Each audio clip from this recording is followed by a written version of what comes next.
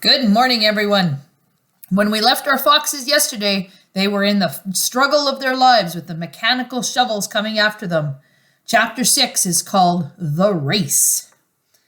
Now there began a desperate race, the machines against the foxes. In the beginning, the hill looked like this. After about an hour, as the machines bit away more and more soil from the hilltop, it looked like this. Sometimes the foxes would gain a little ground and the clanking noises would grow fainter, and Mr. Fox would say, "We're going to make it. I'm sure we are." But then, a few moments later, the machines would come back at them, and the crunch of the mighty shovels would get louder and louder.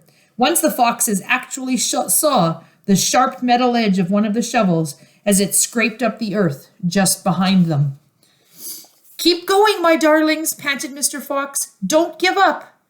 "Keep going," the fat Bogus shouted to Bunce and Bean. "We'll have 'em any moment now." "Have you caught sight of 'em yet?" Bean called back. "Not yet," said Bogus, "but I think you're close." "I'll pick 'em up with my bucket," shouted Bunce. "I'll chop 'em to pieces." By lunchtime, the machines were still at it, and so were the poor foxes.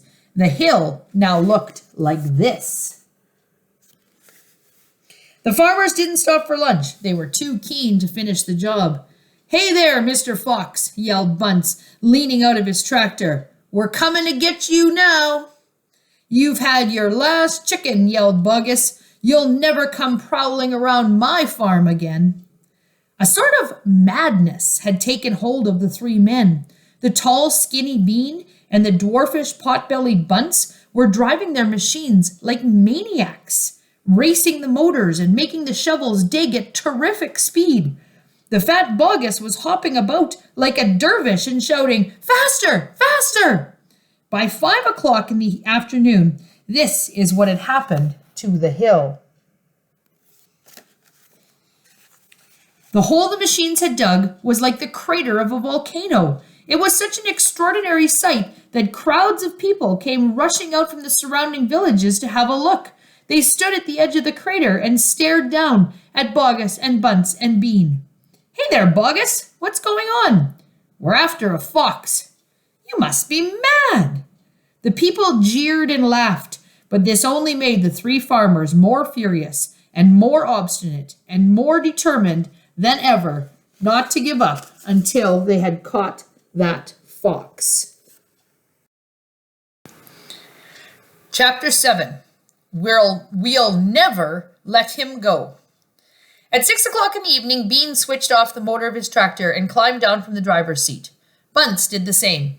Both men had had enough. They were tired and stiff from driving the tractors all day. They were also hungry. Slowly, they walked over to the small fox's hole in the bottom of the huge crater. Bean's face was purple with rage. Bunce was cursing the fox with dirty words that cannot be printed.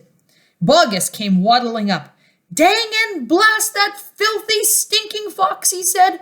"What the heck do we do now?" "I'll tell you what we don't do," said Bean. "We don't let him go." "We'll never let him go," Bunce declared. "Never, never, never," cried Bogus. "Did you hear that, Mr. Fox?" yelled Bean, bending low and shouting down the hole. "It's not over yet, Mr. Fox. We're not going home till we've strung you up dead as a dingbat." Whereupon the three men all shook hands with one another and swore a solemn oath that they would not go back to their farms until the fox was caught. "What's the next move?" asked Bunce, the pot-bellied dwarf. "We're sending you down the hole to fetch him up," said Bean. "Down you go, you miserable midget." "Not me!" screamed Bunce, running away. Bean made a sickly smile. When he smiled, you saw his scarlet gums. He had more gums than teeth. "Then there's only one thing to do," he said. "We starve him out. We'll camp here day and night, watching the hole. He'll come out in the end. He'll have to." So Bogus and Bunce and Bean sent messages down to their farms asking for tents, sleeping bags, and supper. Chapter 8. Should we read chapter 8? Yeah, we can read chapter 8. It's only 2 pages. Chapter 8 is called The Foxes Begin to Starve. Oh boy. That evening, 3 tents were put up in the crater on the hill. One for Bogus, one for Bunce, and one for Bean. The tents surrounded Mr. Fox's hole, and the 3 farmers sat outside their tent eating their supper. Bogus had 3 boiled chickens smothered in dumplings. Bunce had 6 donuts filled with disgusting goose liver paste. And Bean had 2 gallons of cider. All 3 of them kept their guns beside them. Bogus picked up a steaming chicken and held it close to the fox's hole. "Can you smell this, Mr. Fox?" he shouted. "Lovely, tender chicken. Why don't you come up and get it?" The rich scent of chicken wafted down the tunnel to where the foxes were crouching. "Oh, Dad," said one of the small foxes, "couldn't we just sneak up and snatch it out of his hand?" "Don't you dare," said Mrs. Fox. "That's just what they want us to do." "But we're so hungry," they cried. "How long will it be till we get something to eat?" Their mother didn't answer them, nor did their father. There was no answer to give. As darkness fell, Bunce and Bean switched on the powerful headlamps of the 2 tractors and shone them on the hole. "Now," said Bean, "we'll take it in turn to keep watch. One watches while 2 sleep, and so on throughout the night." Bogus said, "What if the fox digs a hole right through the hill and comes out on the other side? You didn't think of that one, did you?"